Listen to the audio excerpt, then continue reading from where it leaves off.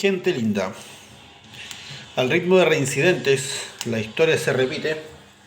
Vamos a revisar el marxismo. En este quinto día de cuarentena acá en Polonia, vamos a darle a grandes rasgos un resumen de la teoría o los pensamientos principales, para mi punto de vista, de Karl Marx. Insisto, si es que alguien es defensor de Karl Marx y no le gusta lo que yo estoy planteando, puede hacer su propio video. No lo publico después del video del liberalismo económico por una cosa de simpatía, sino porque viene después, que en tiempo que el liberalismo económico y en muchas cosas el pensamiento de Marx deriva de o es consecuencia de los pensamientos de Adam Smith.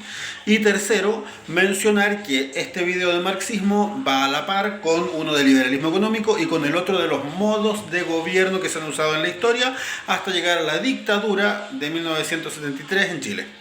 Empecemos. Primero, el marxismo básicamente es una teoría económica de Karl Marx, que fue un filósofo economista que vivió entre 1818 y 1883.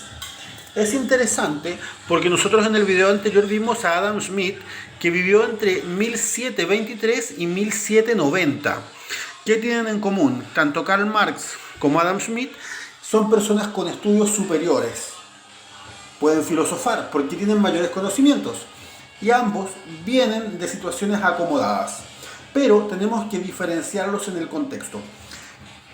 Adam Smith era una persona acomodada que vivía en el tiempo de las monarquías, básicamente, donde su familia, que eran artesanos, no podían ser dueños, por ejemplo, de grandes extensiones de tierra, porque todo era del rey. Entonces ellos por eso peleaban por libertades de propiedad, ya que como eran artesanos con éxito, tenían más recursos económicos. Karl Marx, en cambio, tiene su pensamiento en medio de la revolución industrial. ¿Por qué hago énfasis en esto? Porque Karl Marx, en cierto modo, tiene un pensamiento que es más empático con el resto, no piensa tanto en el bienestar personal, ya que en el tiempo de la revolución industrial había una pobreza enorme en Europa. Onda que toda la gente, si se acuerdan de un video que vimos de migración campo-ciudad, se estaba yendo de los campos hacia las ciudades. Los trabajadores tenían pero condiciones paupérrimas. Hay unas fotos de los mineros del carbón en Chile cuando bajaban unas jaulas hasta bajo tierra. Bueno, esas mismas condiciones que se dieron en Chile después, se dieron antes en Europa. Imagínense que hasta los niños de 4 o 5 años tenían posibilidad de trabajar. Entonces, por ejemplo, los niños llegaban y como los engranajes de las maquinarias eran tan re grandes, los niños, como tenían sus manitos chiquititas, podían meterlas para sacar las cosas que estorbaban de los engranajes. Los sacaban y el engranaje y la maquinaria seguía funcionando. A veces la máquina funcionaba antes que el niño saque su mano. Entonces el niño quedaba sin manito. Pero no se preocupen, porque había muchos más niños pobres que pudieran ir a apoyar a la industria, a la maquinaria, al empresariado. Y después esos niños podían morir tranquilos en la calle sin estorbarle a nadie. Este tiempo de la revolución industrial en Europa trajo pero mucha miseria. Y los trabajadores en realidad hasta podían ser azotados. Entonces Karl Marx lo que opina es que en realidad las cosas no tienen valor por ser simples cosas. Esta banquita no es más que un pedazo de plástico originalmente. ¿Por qué sirve? Porque alguien trabajó en ella. El trabajo da valor a las cosas. Eso ya lo había dicho Adam Smith y lo había dicho Ricardo. Pero Karl Marx lo que dice para montar su teoría es que como el trabajo le da valor a las cosas, en realidad es el trabajador el que le da valor a las cosas. Y bueno, si es que el trabajador le da valor a las cosas, en realidad el dueño de los medios de producción se queda con toda la ganancia, la plusvalía le llama él, y entonces está robándole el trabajo al trabajador. Porque si esto, cuando era un pedazo de plástico, costaba 500 pesos, el trabajador lo invirtió su tiempo, ocupó las maquinarias del capitalista, es cierto, pero después lo venden en 5 lucas. Y al trabajador le habrán pagado 500 pesos más. O sea, el capitalista se queda con lucas o sea, perdón, le costó lucas, lo vende en 5, se queda con 4 lucas de plusvalía, dice Marx. Entonces aquí el dueño de la empresa le estaría robando al trabajador. Esa es la lógica que usa Marx. Y Marx, por lo tanto, hace una división de clases, básicamente dos, donde están los dueños del capital y los trabajadores. Y unos funcionan como explotadores y los otros como los explotados. Uno roba y el otro es robado. Por eso él habla de esta lucha de clases que Piñera, para mi gusto, lo transforma en una guerra de clases declarada cuando le declara la guerra a su pueblo. La solución que da Marx es la revolución. Y la revolución, él dice que debe partir, una de las primeras cosas que tiene que hacer es expropiar, es quitarle a los explotadores los medios de producción, las maquinarias, las industrias, y dejar al Estado como administrador.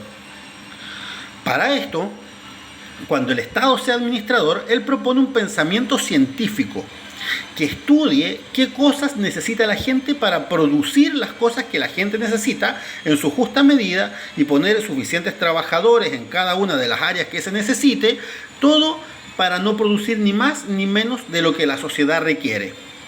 Entonces, él dice que esto se tiene que hacer bajo la dictadura del proletariado, es decir, que los trabajadores hagan una dictadura para que los capitalistas no vengan a quitar las cosas que les fueron recuperadas anteriormente. Según él, acá va a haber un reparto equitativo de las cosas, se van a repartir tanto para tal de una manera correcta. Hago algunas aclaraciones. El pensamiento marxista y el comunismo en ninguna parte dice ¿cómo se llama? Esos pensamientos de que la gente tenga todo gratis. A mí, en lo personal, me parece que eso es solamente para que se cree una confusión. No dice el comunismo ni el marxismo que a la gente se le regalen las cosas. Lo que dice es que tienen que haber repartos equitativos de los bienes que se producen en las comunidades. Ahora, incluso es interesante ver que en los procesos históricos que reconoce el marxismo, es una teoría muy amplia, pero se dedica a revisar cómo se debiera repartir esto entre la gente según lo que necesita o lo que produce.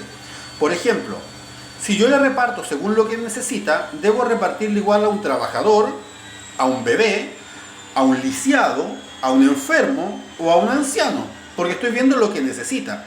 Pero también se hace el cuestionamiento si tiene que repartir según lo que produce, porque ahí yo al trabajador debería repartirle, pero no debería repartirle ni al bebé, ni al lisiado, ni al enfermo, ni al anciano, porque no están produciendo. O sea, vemos que acá hay un sistema bastante más solidario, en realidad, cuando se busca este reparto equitativo, disculpen que la cámara anda como el asterisco, se ve un sistema más equitativo, más solidario, que este otro donde simplemente se ve que quieren tener la propiedad y hacer lo que se les cante con ella. Ahora, hay algunas cosas que hay que mencionar de este sistema que puede sonar perfecto. En este sistema, el Estado administra y básicamente el Estado se convierte en una especie de monarca, porque tú no tienes derecho ni siquiera a ser propietario de la tierra donde tienes tu casa. Es todo del Estado, es todo común. Tú no puedes elegir, por ejemplo, gran cantidad de variedad en tu ropa. No hablemos de andar a la moda, porque todos estarían vestidos casi en serie. Recomiendo leer un libro que se llama 1984, que hace una crítica a este sistema económico, social, de administración del Estado. Acá también nosotros vamos a ver que muchas veces tú no vas a poder tampoco elegir si es que puedes salir a viajar a alguna parte, porque todos tienen lo mismo y todos tienen que ir a los mismos lugares como borreguitos. O sea, de tu libertad de decisión, en realidad acá te tienes que ir olvidando. Ahora, un ejemplo que mi suegra cuenta, que acá en Polonia, como fue parte de los estados que estuvieron bajo el gobierno de la URSS, el Estado administraba y, por ejemplo, para comprar un auto, en todo el pueblo ponían plata. Y cuando se juntaba un pozo, se compraba el auto, un auto. y ese auto se sorteaba en qué familia iba a quedar y le llegaba a uno por rajazo. Ese era el sistema que tenían para que las cosas sean como más equitativas. Igual es entretenido, uno que no lo vivió, digamos, analizar la lógica de que ese auto en realidad era parte de todos. O sea, si es que alguien tenía una emergencia, también tenía cierto derecho a que se lo lleven en el auto. También te ayuda a entender por qué la sociedad acá en Polonia es tan solidaria de repente con los otros, por qué se mantiene todo tan limpio, porque se está acostumbrado después de este régimen a vivir en comunidad.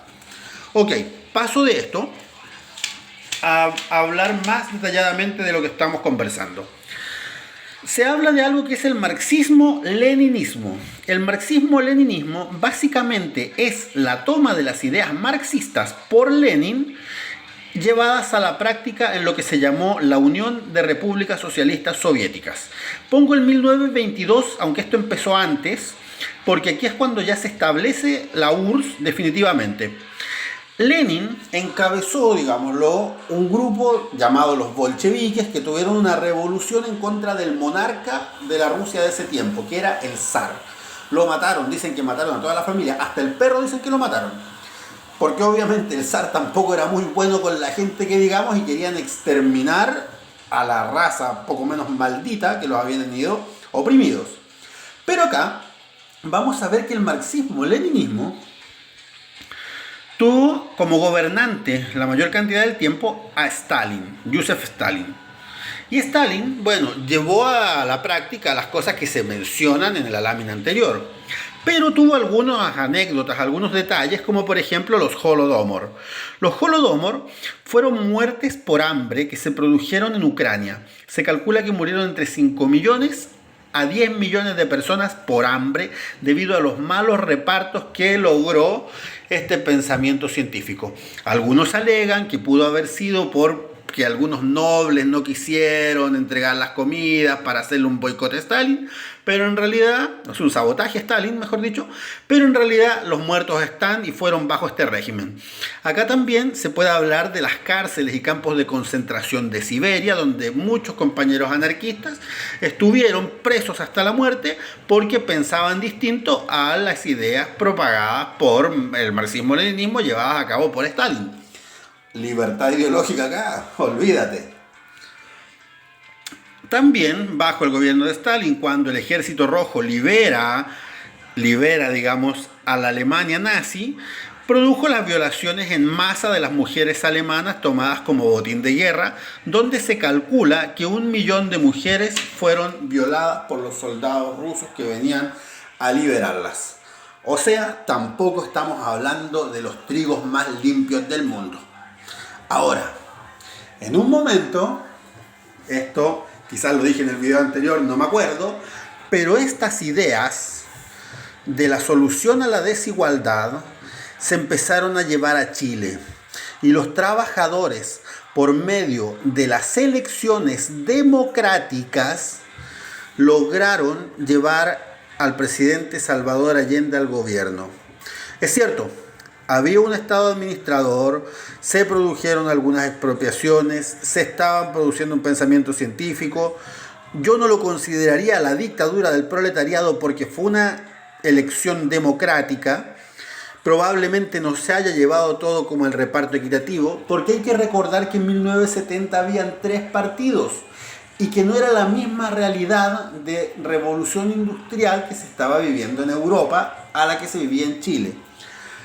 Obviamente, esto fue un ají en el poto para el liberalismo en Estados Unidos. Y Estados Unidos, como le ha gustado tener sus políticas imperialistas, envió, por medio de la CIA, toda su influencia para derrocar a Allende y llegamos a 1973 con el golpe de Estado que empieza a transformar a Chile de un país que alcanzó a vivir 22 años de democracia en un país que empezó a vivir la dictadura del libre mercado. Lo importante es que ahora podemos informarnos y que llevamos un mundo nuevo en nuestros corazones.